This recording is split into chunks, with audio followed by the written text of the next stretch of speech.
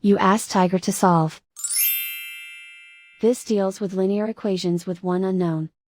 The final result is a equals 1 over 5. Let's solve it step by step. Group all constants on the right side of the equation.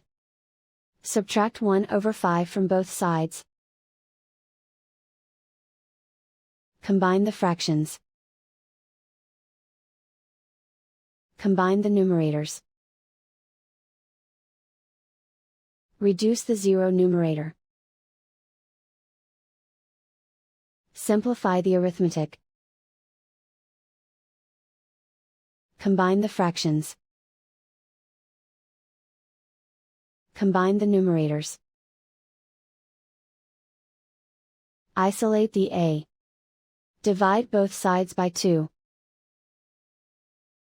Simplify the fraction. Simplify the arithmetic.